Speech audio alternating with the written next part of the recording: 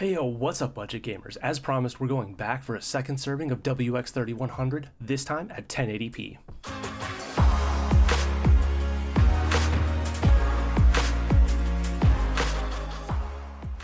Now, if you missed the first one, go check that out, but in case you won't, here's a quick rundown. This card is cheap, it looks good, runs on slot power, fits half or full height cases, has 4 gigs of VRAM, and offers full DX12 support.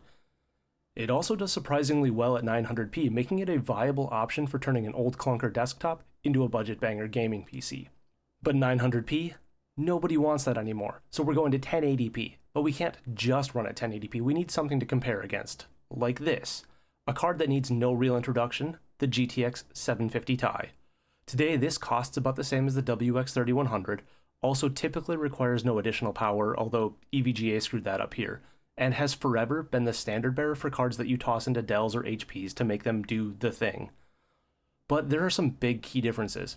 The 750 Ti rarely comes with 4GB, is extremely uncommon in half height, has, we'll say, slightly dated I/O, and lacks full DX12 support despite being a Maxwell card. As always, we'll be testing everything and abusing it in the X99 test bench with a 1650 V4, 32 gigs of DDR4 and quad channel, SSD storage, and all powered by the Arsenmatic RGB. And for a common standard, playable is going to be defined as anything over 30 FPS on average using nothing lower than FSR performance. First up is Fortnite in performance mode, where the WX 3100 puts up an awesome result and gets dumpstered by the 750 Ti. But honestly, this wasn't unexpected. Fortnite has always had an enormous bias towards Nvidia cards, and in performance mode, the Radeon's VRAM advantage is entirely meaningless. Still, point for Nvidia.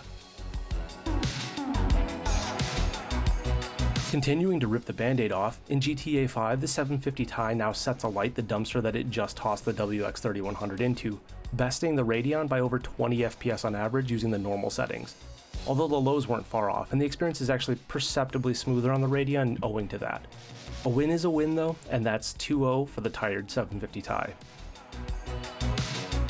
CS2 though, is the first chapter in a different story, even without FSR upscaling.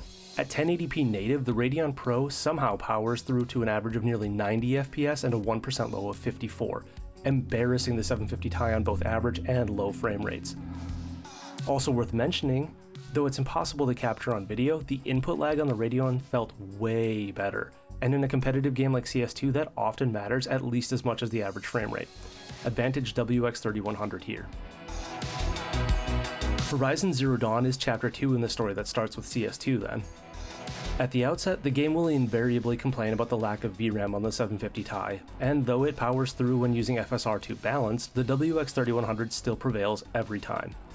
Now this is so close you could be forgiven for chalking it up as margin of error, but the 1% lows are almost 10% higher on the Radeon, and the fact remains its advantage with 0 VRAM warnings for the WX 3100.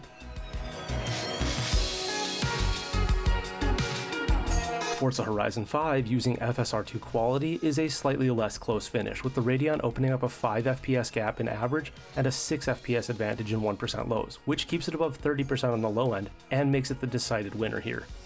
You could probably lock this to 30 FPS on either card and play just fine, but even doing that, the Radeon is going to have a lower input latency owing to not have to work as hard. And for kicks, I had included Fallout 4, which is objectively a better game than Starfield and a prime example that gaming benchmarks sometimes overlook older titles that are still plenty of fun, especially for these low-end cards. At native 1080p low, neither card really stays stuck to the 60 FPS cap put in place by the engine, but they both come close enough. However, despite the similarity in averages, the WX 3100 absolutely wallops the 750 Ti in 1% lows. And lastly, but for good reason, we loop back to another esports title with Apex Legends, using DX12 mode and the lowest settings, where the WX 3100 isn't great, but it is still kind of playable and wins by an impressive margin of infinity. Now, I could have compared them in DX11, but I wanted this to illustrate a point. Remember how I said the 750 Ti lacks full DX12 support? Here it is on display. The Apex DX12 implementation requires DX12 feature set 12.0, and the 750 Ti ain't got it, which can be a genuine problem, albeit a rare one trying to play DX12 titles. It is, however, only going to get worse in the future. And DX12 isn't the only place where the WX 3100 has a sizable advantage. 750 Ti's have been pumping out frames forever at this point, and most of them are knocking on GPU heaven's door these days. Just listen to this one. That little fan rattle sounds like the coronation of the WX 3100 as the new king of super cheap cards you toss into an office PC to play games. And on that bombshell, thank you all for watching, and I'll see you all in the next one.